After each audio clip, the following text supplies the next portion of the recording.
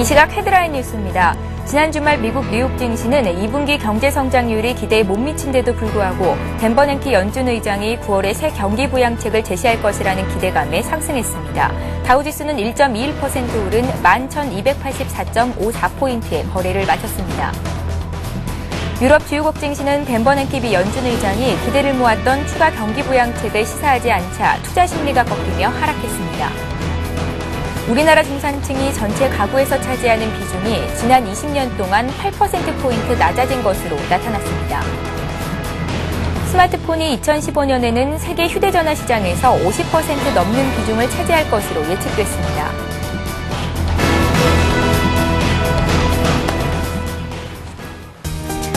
시청자 여러분 안녕하십니까. 굿모닝 대박 예감 3부 시작합니다. 지난 주말에 마감됐던 뉴욕 증시와 전일 우리장 분석하고 오늘장 꼼꼼한 실전 투자 전략 짜드리는 시간인데요. 오늘의 대박 전략 역시 김성남 대표, 정태근 전문가와 함께합니다. 안녕하세요. 반갑습니다. 예. 자, 지난 주말 코스피가 이틀째 상승이었습니다. 주간 기준으로 보면 1.95%, 2% 가까이 올라오면서 바닥을 어느 정도 확인했다라는 평가가 나옵니다. 외국인과 기관이 사고 팔았던 종목부터 정리하고요. 특징 주식겠습니다.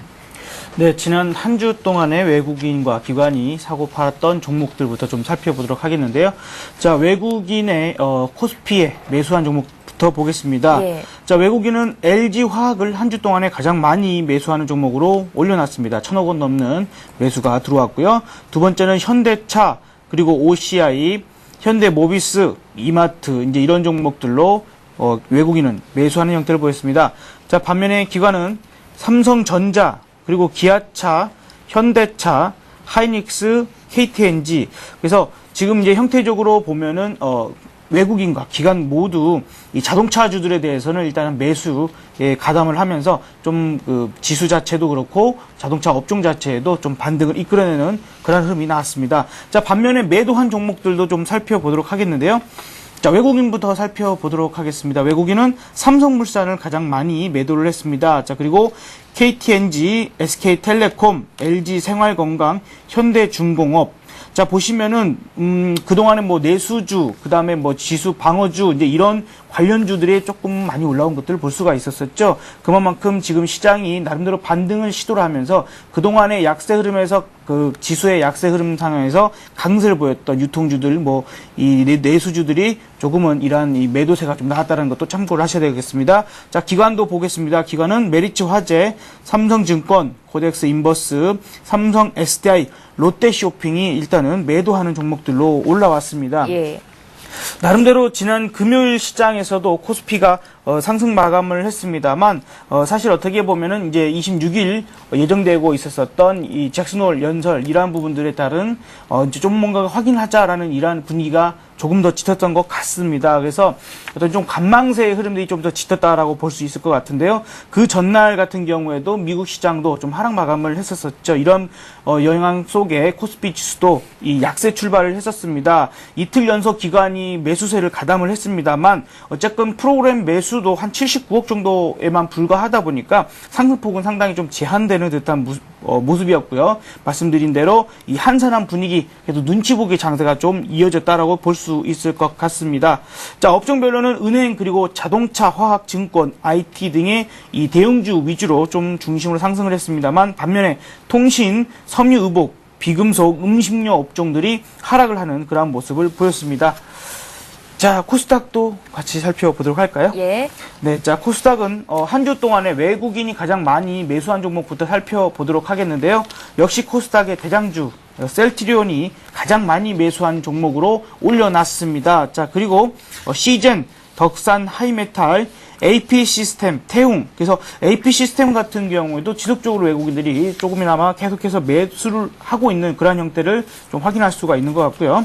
자, 반면에 기관은 다음, SFA, 네오이즈 게임즈, 셀트리온은 역시 외국인과 같이 양매수가 들어왔고요. 젠백스 이런 종목들로 일단은 매수가 한 주 동안에 들어왔던 종목으로 볼 수가 있습니다. 자, 코스닥 시장도 일단은 상승 마감을 했습니다. 이 코스피 시장에 비해서는 조금 더 약한 모습이었습니다만은 어쨌건 약세로 출발했던 코스닥 지수가 개인과 기관의 매수세가 들어오면서 소폭이나마 상승 마감을 했고요. 비금속 그리고 운송, 통신 장비, 운송 장비, 의료 정밀, 제약 업종들이 상승을 했습니다. 반면에 방송 서비스, 오락 문화, 소프트웨어, 디지털 콘텐츠, 인터넷 업종은 약세의 흐름을 나타냈습니다. 지난 금요일 시장에서 좀 핫한 업종과 종목도 좀 더 살펴보도록 하겠는데요. 와이브로주들이 강세를 보였죠. 대다수 종목들이 상한가에 들어가는 그런 흐름들이 나왔었는데요. KMI의 그 제4 이동통신 신청서 제출 소식이 관련주로 영무통신, 솔리테크, 소아정보통신, 기산텔레콤, KNW, 코이버 등 이러한 관련주들이 급등하는 흐름들이 금요일 시장에 나왔습니다. 자, 그리고 OCI가 7% 가까운 급등을 보였는데요. 어떤 기술적인 공세적인 생산 능력 확대 그리고 성장성, 수익성 이러한 부분들이 지속될 것이다 라는 기대감이 나타났고요. 어쨌건 낙폭 과대에 따른 기술적 반등 이러한 부분들도 많이 감안됐던 것 같습니다. 그러면서 이 저평가다라는 외국의 이 증권사 분석이 있었었죠. 자, 이런 부분들로 인해서 수급이 좀 받쳐주면서 좀 강세를 나타내는 흐름이 나타났었습니다. 하나도 6%가 넘는 상승세를 보였는데요. 자회사인 하나건설이 현재 10조 원 이상의 풍부한 공사 물량을 확보하고 있고 또 하나케미칼 등 이 나머지 자회사들도 이 좋은 흐름이 예상된다. 자, 이렇기 때문에 양호한 영업이익에 기대가 된다. 그 다음에 대한생명 역시 안정적인 이익이 예상된다라는 평가에 이 한화가 한 6%가 넘는 급등을 보이는 하루였습니다. 자, 그리고 LG상사가 5% 넘는 흐름이 나타나는데요. 견조한 석탄 가격으로 실제 감익은 없을 것으로 예상되고 그 다음에 생산량 증대 및 추가 광부 지분 취득으로 인해서 이익이 증가할 가능성이 높다라는 이러한 전망의 강세를 보였습니다. 자, 아이마켓 코리아 좀 살펴보겠는데요. 7% 가까운 급등을 보였습니다. 자, 인터파크가 미래 전략 일환으로 동사의 인수를 검토 중이라는 소식이 전해지면서 급등을 하는 흐름이 나타났고요.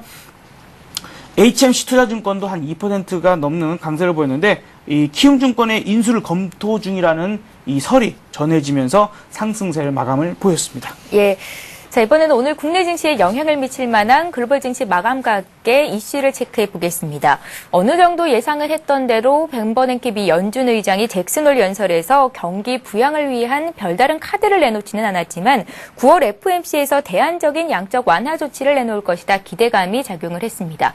미국 증시가 상승으로 마감을 했었고 반면에 유럽 증시는 하락이었는데요. 아무래도 벤버냉키 연준 의장이 했던 발언들이 가장 중요한 부분이 아니었나 싶습니다. 정리해 주십시오. 예. 일단 유럽부터 한번 살펴보도록 하겠습니다. 예. 유럽 같은 경우는 개정하고 나온 뒤에 조금 하락폭 좀 확대를 하면서 약보합권에서 흐름을 보였습니다. 아무래도 그 버냉키 연준 의장의 잭슨홀 연설을 앞두고 조금 관망세가 짙은 모습이라고 보는 게 맞을 것 같습니다. 그래서 예. 약보합을 보이던 그 유럽 증시 같은 경우에 잭슨홀 연설이 있고 나온 뒤 2% 이상 하락폭을 확대하는 모습을 보여줬습니다. 아무래도 시장에서 많이 기대를 했던 3차 추가 양적 완화에 대한 언급이 전혀 없었다는 부분이 좀 악재로 작용을 했습니다. 하지만 낙폭을 확대하긴 했지만 이런 부분을 장 후반으로 갈수록 상당히 축소시키는 모습을 보여줬습니다. 아무래도 낙폭이 과했다는 인식도 있었고요. 그리고 9월 FOMC 회의에서 다시 한번 이런 3차 추가 양적 완화에 3차 추가 양적 완화에 관한 부분을 추가적으로 언급을 할 것이라는 추가적으로 진단을 할 것이라는 그런 소식이 시장에 퍼지면서 좀 그 낙폭을 축소시키는 모습을 보여줬습니다. 하지만 상승 전환하는 데는 좀 실패를 했습니다. 아무래도 미국의 2분기 GDP 잠정치가 좀 안 좋게 나온 것을 수정치가 안 좋게 나온 것을 확인이 되면서 조금 악재가 됐고요. 그리고 소비 심리 지표도 안 좋게 나온 부분이 조금 악재로 작용을 했습니다. 그래서 프랑스 같은 경우 1% 정도, 영국 같은 경우 상당히 선방을 했습니다. 0.02% 정도 보합권이 마감하는 모습을 보여줬고요. 그리고 업종별로 봤을 때는 금융주가 아무래도 그 3차 추가 양적 완화에 대한 부분이 좀 영향을 미치면서 금융주가 시장 양세를 좀 주도를 했고요. 하지만 그와 반대로 기술주, 산업주는 상승하는 모습을 또 보여주게 됐습니다. 그래서 유럽 쪽 같은 경우는 이런 이 정도 마무리하고 다음에 미국 증시를 한번 넘어가 보도록 하겠습니다. 예. 자, 미국 증시를 한번 살펴본다면은 미국 증시도 마찬가지로 하락 출발했습니다. 잭슨홀 연설을 앞두고 개장 전에 발표된 미국 2분기 GDP 수정치가 예비치보다 안 좋게 나온 것으로 확인이 되면서 시장이 악재가 됐습니다. 그래서 장 초반 좀 약세를 보이다가 이런 마찬가지로 미국도 기대했던 3차 추가 양적 완화에 관한 부분이 좀 없다 보니까 낙폭을 좀 확대하는 모습을 보였습니다. 하지만 유럽과 마찬가지로 미국도 이런 분위기가 좀 반전이 됐습니다. 아무래도 일단 추가 부양책을 안 하겠다는 것이 아니라 결정 시간을 9월 FOMC를 연기했다는 그런 인식이 시장에 좀 확대가 되면서 2% 이상 하락을 하던 그런 하락폭을 축소를 시키고 상승 전환을 시키면서 저가 대비 한 3% 이상 상승폭 저가 대비 3% 이상 그 확대를 시키면서 변동성이 상당히 큰 모습을 보여줬습니다. 그래서 일단 바닥에서 이런 그 상당히 상승폭을 확대시키는 모습을 보여주면서 오늘 우리나라 시장에서 좀 긍정적인 모습이 나오지 않겠나 이렇게 예상을 하고 있습니다.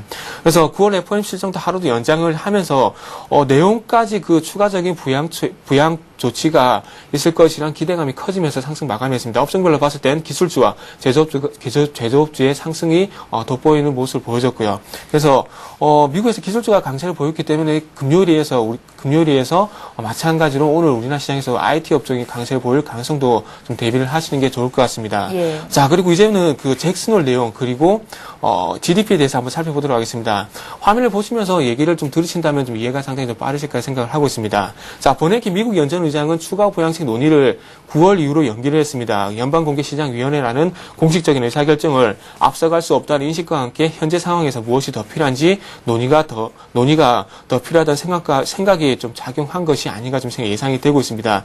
추가적인 경기 부양에 사용할 수 있는 도구를 갖고 있다면서 지난 8월에 이 옵션을 논의했으며 9월에 다른 이슈들과 함께 이를 충분히 논의할 것이라고 했습니다.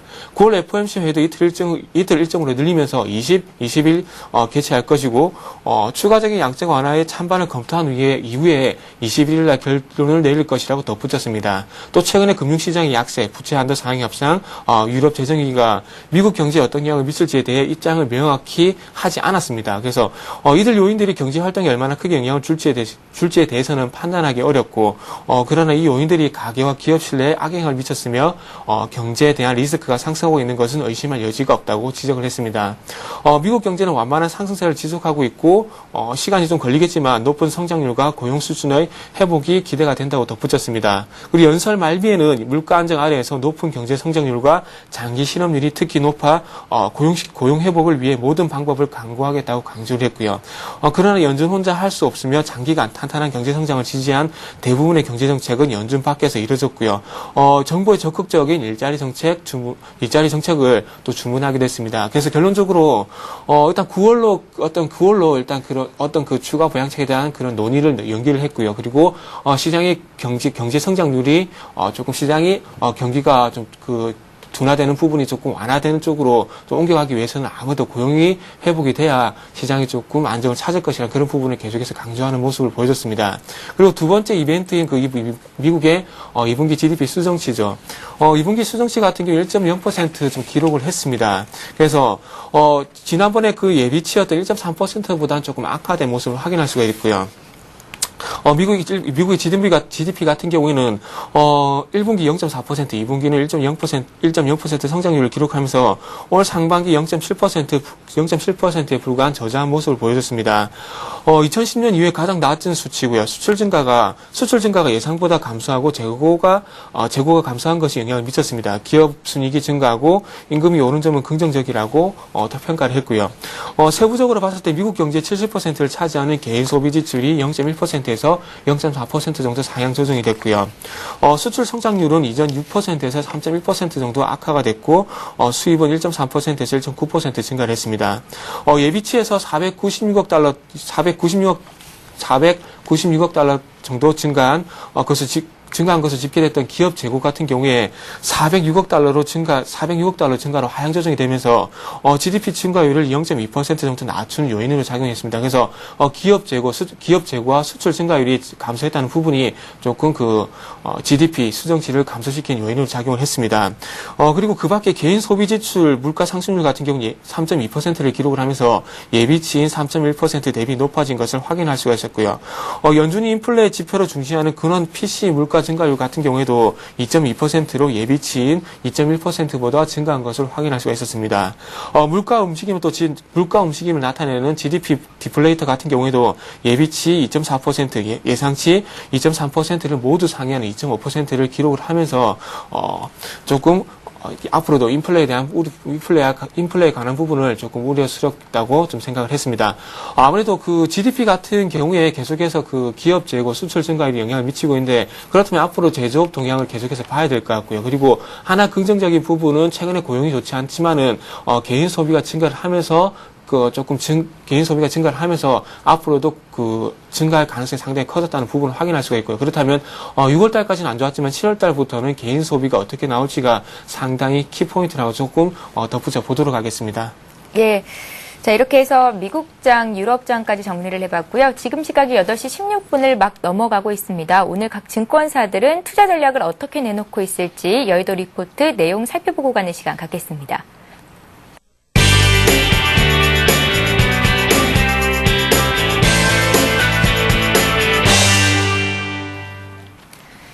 이 시각 각 증권사 리포트 내용 살펴봅니다. 오늘은 우리투자증권의 의견부터 보겠습니다. 우리투자증권은 국내 증시가 높은 변동성 장세를 이어가며 국내외 경기 불투명성에서 좀처럼 벗어나지 못하는 모습을 보이고 있다고 밝혔습니다. 이에 9월 5일로 예정된 오바마 미국 대통령의 경제 활성화 대책 등 정책 이벤트에 더욱 주목할 수밖에 없는 시점이라고 강조했습니다. 업종별로는 낙폭 과대 대형 우량주와 내수주 및 중소형주에 관심을 가져보자고 의견을 제시했습니다. 한양증권은 9월 코스피가 기술적 반등이 가미된 기간 조정을 거칠 것으로 예상하면서 코스피 예상 밴드로는 1680에서 1880포인트를 제시했습니다. 또한 오바마 경기부양책 발표와 EU 정상회의 등의 대외 이벤트는 지수의 저점 다지기에 유용할 것으로 전망했는데요. 투자 전략으로는 변동성을 염두한 마켓 타이밍 대응과 내수주, 실적 뒷받침되는 낙폭 과대주에 관심을 가져보자고 의견을 내놨습니다. 신한금융투자는 잭슨홀 연설이 시장의 예상치는 벗어났지만 혼란 야기를 극도로 억제한 선택이었다고 판단했습니다.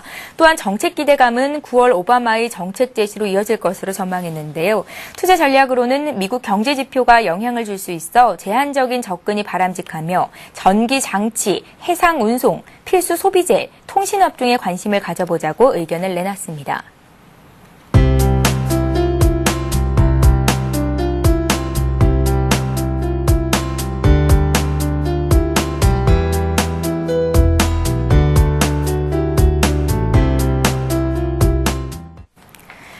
네, 오늘은 동양종금증권으로 가겠습니다. 골드 목동 지점의 고윤기 대리 전화로 연결합니다. 안녕하세요. 네, 안녕하십니까. 예, 오늘 동양종금증권은 향후 증시 전망에 대해서 얘기를 하실 것 같은데요. 전망해 주십시오.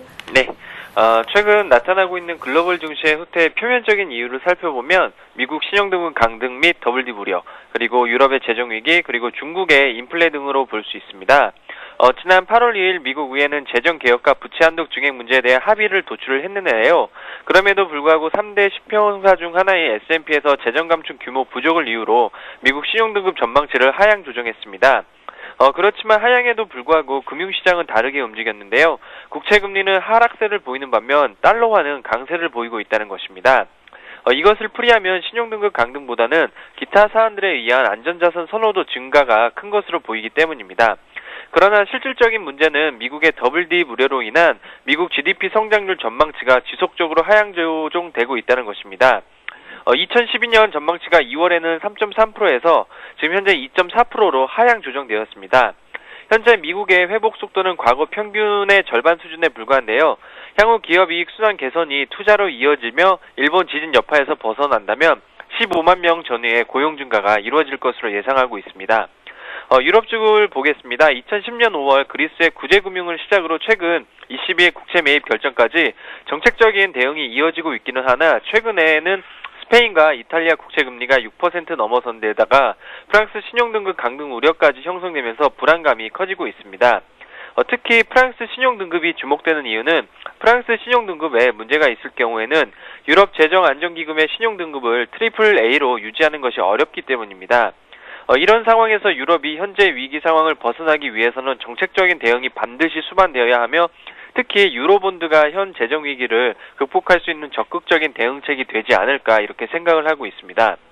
그러나 주요 유럽의 주요 국가의 추가 재정 감축 또는 여러 가지 정책적인 것들이 진행될 수 있기 때문에 성장률이 하락할 가능성이 상존하기 때문에 유럽 문제는 상당 기간 지속될 것으로 전망이 되고 있습니다.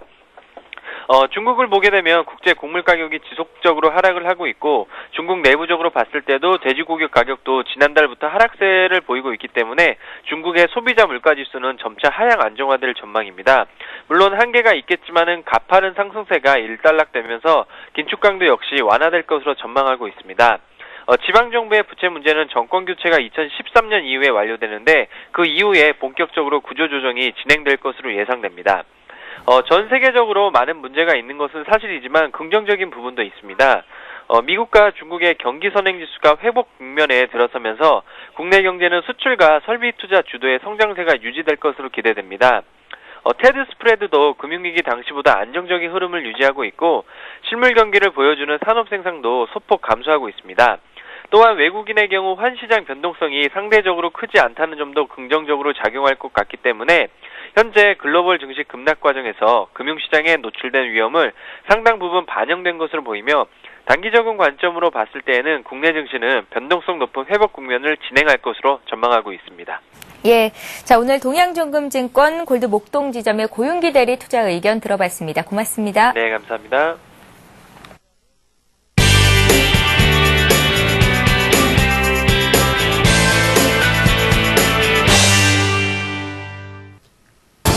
잠시 후 8시 50분 투자 손자병법이 개장 10분 전에 여러분 곁을 찾아갑니다. 기대를 모았던 경기 부양책에 대한 이야기는 나오지 않았습니다. 벤 버냉키의 입에 세계인들의 입이 주목됐는데요. 미국 증시는 이에 대한 실망감으로 초반에 2%대 급락세를 맞기도 했습니다. 하지만 시간대별로 해석이 다르게 나왔고요. 점차 안정화되는 모습이 나왔습니다.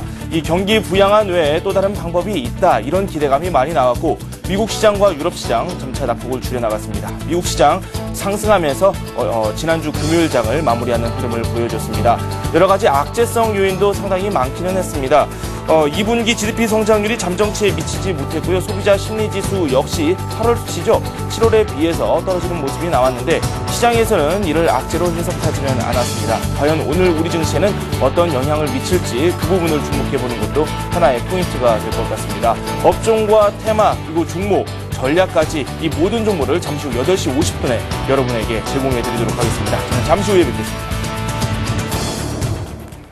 예, 계속해서 오늘의 대박 전략 이어가겠습니다. 구체적인 투자 전략 세워야 할 시간인데요. 김성년 대표님, 네. 오늘은 어떻게 대응해 볼까요?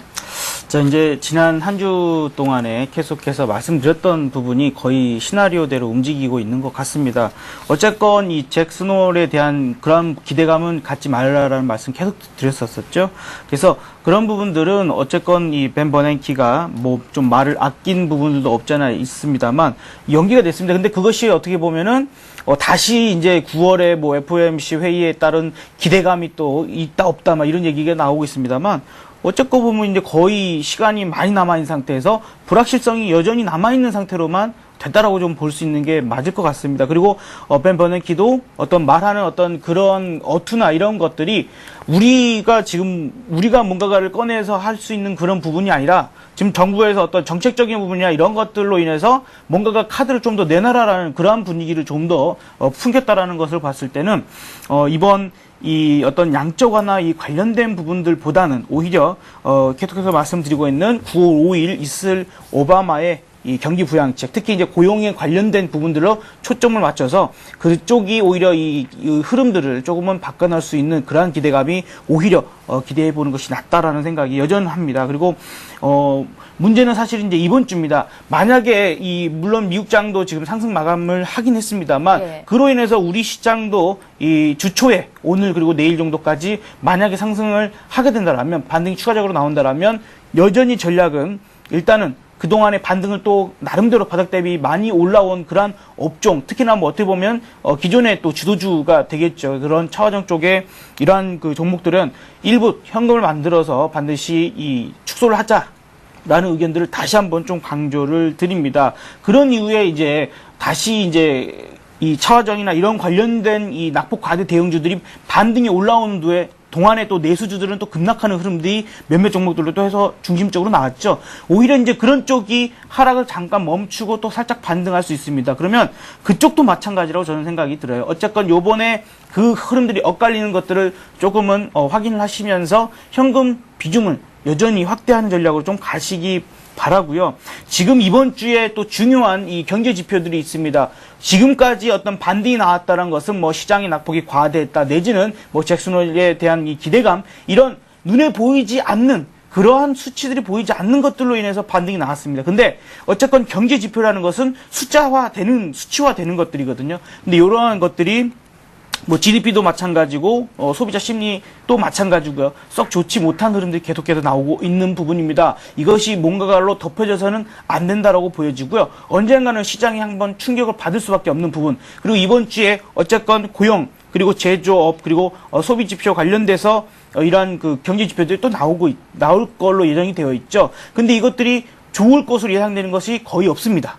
특히나 이 ISM 제조업 지수 같은 경우에는 이번에는 50을 이하로 하회할 이런 가능성도 있다라고 좀 시장은 예상을 하고 있거든요. 50이 넘지 못한다는 것은 50이 중립이거든요. 50이 넘어야 경기가 좋아진다라고 보는 것이고 그렇지 않을 때는 하향한다라고 봐야 되는데 그것이 시장에 또 큰 변동성을 가져올 그래서 하향할 수 있는 하락할 수 있는 그러한 부분들이 이번 주에 또 있기 때문에 그런 점은 좀 조심하자. 한 가지만 더 말씀을 드리도록 하겠는데요. 지난번에도 한번 말씀드렸던 내용이죠. 유럽의 국채 상황에 따른 이 변동성이 상당히 확대될 가능성이 있습니다. 지난번에도 그래프를 통해서 한번 자료 화면을 보여드린 적이 있었었는데 이걸 다시 한번 확인을 해보면 2011년 9월입니다. 9월 달에 지금 상환되는 이러한 이 금액이 어마어마하다는 겁니다. 지금 8월 달과 그 다음에 10월 달 이렇게 비교를 할 수 없을 정도로 가장 많은 금액을 특히나 이제 위쪽에 있는 이 흑색이, 그러니까 회색이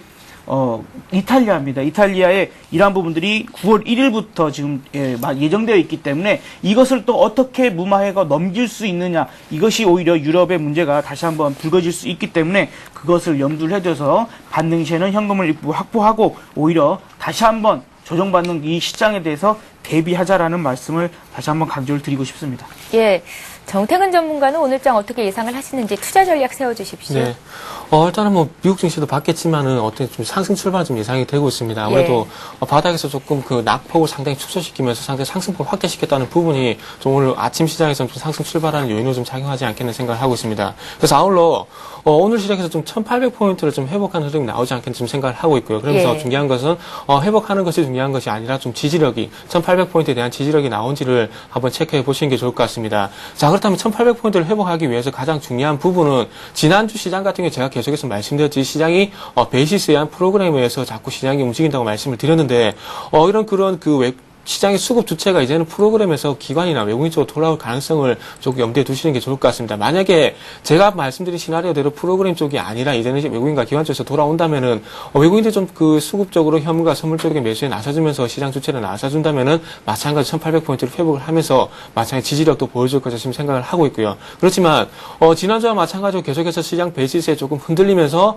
프로그램이 시장 주체로 나선다면 상승 출발하겠지만은 그만큼 시장 힘은 약할 가능성이 있기 때문에 조금 시장 수급의 주체가 누가 되느냐에 따라서 시장은 상승 출발하고 난 뒤에 상승폭을 확대시키느냐 아니면 상승폭을 축소시키느냐 그 부분을 한번 확인해 보시는 게 좋겠습니다. 그래서 참고적으로 시장 베이시스에 대해서 조금 말씀드리면 지난주 목요일, 지난주 금요일 같은 평균적인 시장 베이시스가 마이너스 0.3이 이었습니다. 즉 백오데이션이었죠. 그렇기 때문에 요 백오데이션 상태 시장 베이시스보다 조금 개선되는 흐름이 나와준다면 마찬가지로 프로그램 매수가 유비될 가능성이 상당히 크고요. 그리고 요 시장 베이시스보다 좀 악화되는 백오데이션 상태에서 어떤 그런 그 시장 베이시스가 형성이 된다면 프로그램 매도가 나올 가능성이 상당히 크기 때문에 프로그램도 참고로 이런 부분을 좀 참고해 보시는 것도 도움이 될 것 같습니다. 그래서 이런 부분을 조금 참고적으로 보시고 그 다음에 충전적으로 봐야 될 부분이 외국인들이 돌아와 줄지를 한번 보시는 게 좋을 것 같습니다. 자, 일단은 추가 부양책에 대한 언급이 나오지는 않았지만 어떤 9월 달에는 나올 것이라는 그런 기대감 때문에 외국인들의 심리가 호전이 될 가능성이 상당히 크다는 겁니다. 하지만 9월 달로 연기됐다는 것보다는 제가 주목하고 싶은 부분은 그만큼 지금의 경기 상황이 추가 부양책을 내놓을 만큼 나쁘지 않다고 연준이 판단했다는 부분을 조금 저는 언급을 하고 싶습니다. 그리고 어떤 그 공개 시장 FOMC로 조금은 그런 무게 중심을 옮겼다는 부분이 버냉키 혼자 이제 독단적으로 어떤 정책을 내놓을 수는 없다는 부분을 본인도 확인을 했다는 겁니다. 8월 FOMC 같은 경우에 3명의 매파 연준 의장들이 반대를 했다는 부분도 무시할 수 없다는 부분이 되겠죠. 그래서 9월달 제가 보는 시나리오는 9월달 FOMC 회의에서 어떤 정책적인 그런 그 정책이 나오지 않더라도 시장은 계속해서 그 회복해 나갈 가능성이 상당히 크다는 부분이다. 왜 그렇게 생각하냐면 제가 지난 그 8월 10일 날 보여드렸듯이 2006년 5월달, 6월달 같은 경우도 시간이 지나면서 서서히 그 시장은 회복해 나왔고요. 그러면서 그때 당시 미국에서 적극적인 부양책이 안 나왔습니다. 그리고 정책적인 부분도 안 나왔고 기준금리를 인상을 하면서 계속해서 인플레에 대해서 방어를 하는 그런 모습이 나왔었고요. 그래서 어떤 정책적인 이번에도 마찬가지로 지금도 마찬가지로 어떤 정책적인 어떤 부분이 나오지 않더라도 시장이 지나면서 서서히 회복이 되지 않겠나 좀 그렇게 생각을 하고 있습니다. 자, 그러면서 김성남 전문가님께서 조금 언급을 해주셨지만 이번 주에 발표될 경기 지표들에 대해서 한번 언급을 좀 해보도록 하겠습니다. 예. 이번 주 경기 지표 같은 경우는 다른 게 없습니다. 제조업 그리고 고용이 키포인트라 좀 보시면 될 것 같습니다. 그래서 그런 부분을 보면서 차례대로 한번 보도록 하겠습니다. 자, 29일 같은 경우에는 뭐 개인 소비, 미결주택 매매가 좀 발표가 되는데 이런 부분은 개인 소비 같은 경우에는 7월 달이죠. 이제부터는 7월 달 개인 소비입니다. 자, 제가 그 2분기 GDP 수정치에 대해서 말씀드리면서 개인 소비가 0.1%, 0.4%는 개선이 되고 있다고 말씀드렸습니다. 그렇다면 개인의 소비가 증가한다면은 어떤 기업들의 그 설비 가동률이 증가할 가능성이 상당히 크기 때문에 어떤 개인 소비는 이제부터 상당히 중요하다는 말씀드려보고 싶고요. 그렇다면 0.5% 정도 예상치에 부합을 하는지 한번 체크해 보셔야 될 것 같습니다. 자, 설비 가동률에 대해서는 다음에 개인 소비에 대해서 나왔을 때 다시 한번 말씀드려 보도록 하겠습니다.